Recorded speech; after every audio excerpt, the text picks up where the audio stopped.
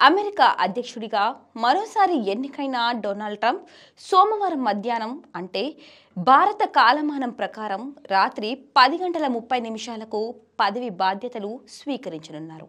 దీనికోసం కుటుంబ సమేతంగా ఆయన ఫ్లోరిడా నుంచి వాషింగ్టన్కు సైనిక విమానంలో చేరుకున్నారు. 4 సంవత్సరాల క్రితం అధికార మార్పిడి సమయంలో క్యాపిటల్ భవంతిపై తన మద్దతుదారులు చేసిన హంగామా నడుమ శ్వేత సౌధాన్ని ట్రంప్ వీటిన విషయం తెలిసిందే. విపరీతమైన చలి కారణంగా వేడుకను ఆరుబయట కాకుండా క్యాపిటల్ భవంతి లోపలే నిర్వహించనున్నారు.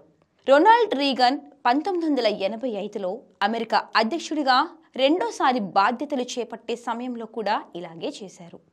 40 ఏళ్ల తరువాత ఇప్పుడు రెండోసారి అలా జరుగుతోంది. ట్రంప్ విధానాలను వ్యతిరేకిస్తూ పెద్ద సంఖ్యలో నిరసనకారులు వాషింగ్టన్లో ప్రదర్శన నిర్వహించనున్నారు. వారంతా ఇప్పటికే వాషింగ్టన్కు చేరుకున్నారు. తొలిసారి ఆయన అధ్యక్షుడైనప్పుడు కూడా ఈ తరహాలోనే నిరసనలు వ్యక్తం అవుతున్నాయి. పగ్గాలు చేపట్టిన మొదటి రోజే తన ముద్ర స్పష్టంగా కనిపించాలని ట్రంప్ భావిస్తున్నారు.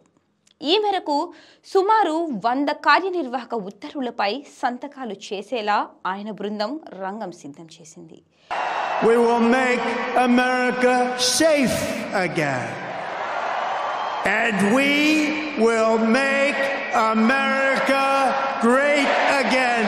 Thank you very much. Thank you very much. What a great victory for everybody. Thank you, America. Thank you very much.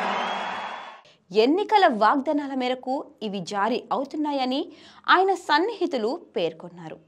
America దక్షిణ సరిహద్దులు మూసివేయడం, అక్రమ వలసదారులకు అడ్డుకట్ట వేసి వెనక్కి పంపించడం, ట్రాన్స్జెండర్ల హక్కులు కాలరాయడం, చమురు వెలికితీత పెంచడం, క్యాపిటల్ భవంతి వద్ద రగడకు సంబంధించి దోషులుగా తేలిన సుమారు 1500 మందికి క్షమాభిక్ష ప్రసాదించడం వంటి వాటిని తొలి రోజే మొదలు పెట్టాలని ట్రంప్ పట్టుదలతో ఉన్నారు.